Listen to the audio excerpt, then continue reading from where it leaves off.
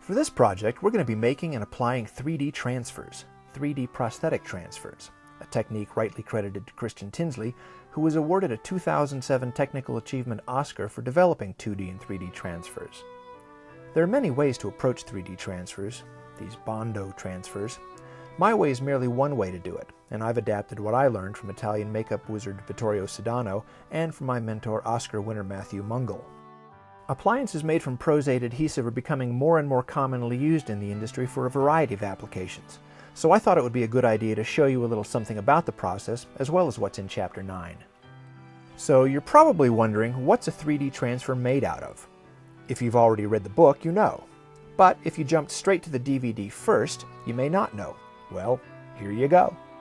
3D prosthetic transfers are nothing more than Bondo or Cabo patch that has been molded into specific appliances and attached to temporary tattoo transfer paper. To make Bondo, mix some Pros-Aide adhesive with Cabosil, fumed silica, and some coloring, either flocking, which I prefer, or pigment, until you have the consistency you want. The thicker the Bondo, the more Cabosil and flocking you'll add.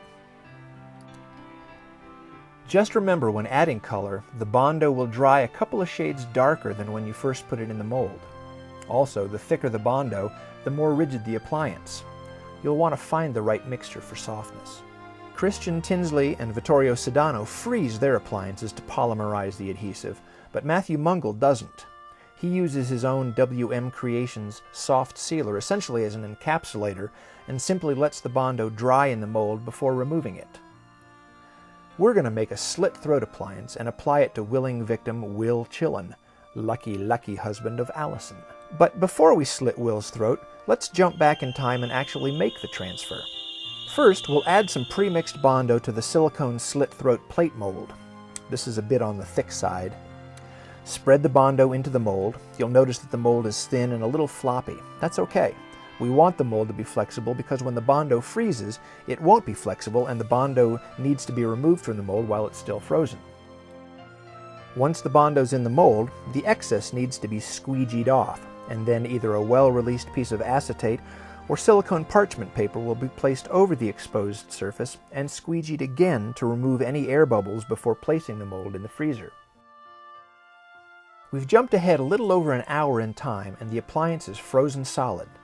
But the silicone mold is still pliable, so we can remove the appliance without snapping it in two. Once the Bondo's out of the mold, the flashing is carefully removed so the edges won't be disturbed. Then it needs to thaw and dry thoroughly to make sure all the water has evaporated, or else the appliance won't adhere properly when we apply it. You can accelerate the drying with a small blow dryer if you have one.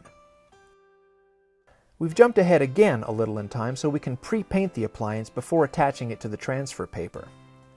For this, I'm using Skin Illustrator palettes, which are alcohol-activated pigments developed by Kenny Myers for PPI.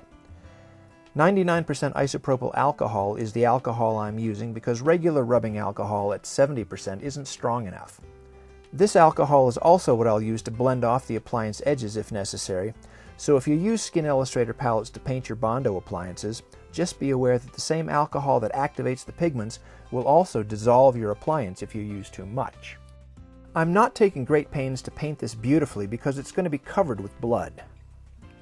Once the transfer has been painted, and you won't always want to pre-paint your appliances, it needs to get from the silicone parchment paper onto the tattoo transfer paper.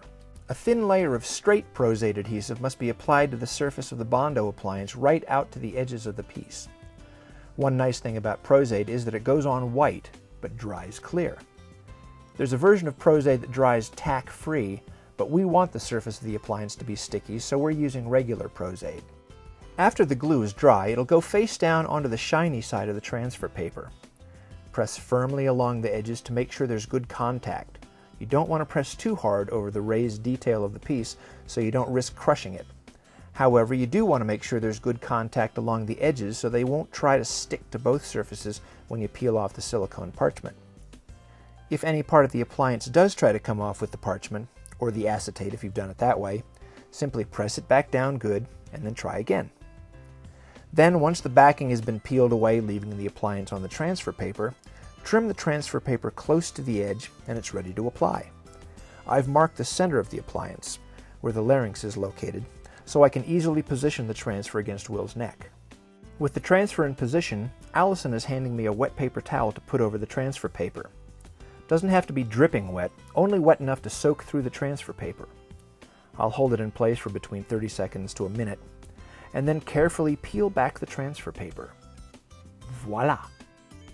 Next, I want to spatter some Skin Illustrator color over the appliance and Will's skin to further blend them together.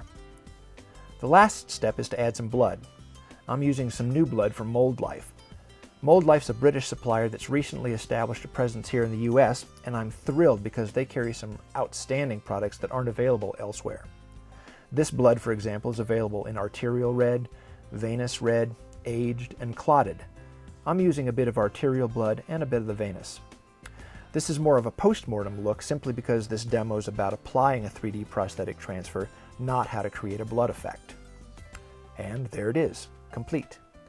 Not a particularly time-consuming process if you discount the actual freezing, thawing, and drying of the Bondo appliance. The removal process is equally simple. The appliance can be removed with rubbing alcohol or with any remover you'd use to remove Pros-Aide. I'm using another new product from Mold Life called Super Cleanse and Super Cleanse Extra. This remover cuts through the Pros-Aide like a warm knife through butter. The final step is to clean the skin and re-moisturize it. I was fortunate to bring several of Christian Tinsley's Oscar-winning 3D transfers home with me recently, courtesy of Christian and Diane Woodhouse, and I'm going to apply a cut lip appliance on Jordan McDonald, one of my makeup interns. Just like the throat appliance, I need to apply a light coat of Pros-Aide over the surface of the prosthetic transfer all the way to the edges, let it dry, and place it face down onto the shiny side of some transfer paper. The most important part of the preparation is pressing the appliance firmly onto the transfer paper, paying close attention to the edges. Carefully peel off the acetate top sheet slowly, then trim as close to the edge of the prosthetic as possible. I shouldn't have to say this, but when you're working around someone's mouth, make sure you either wear gloves or that your hands are very clean.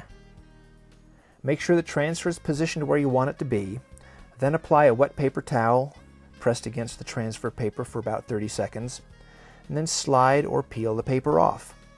Then a bit of cleanup, press it firmly in place using a Q-tip dipped in water, then a bit of alcohol, some Skin Illustrator blood in the cut, dab off any excess, and there it is. Looks painful.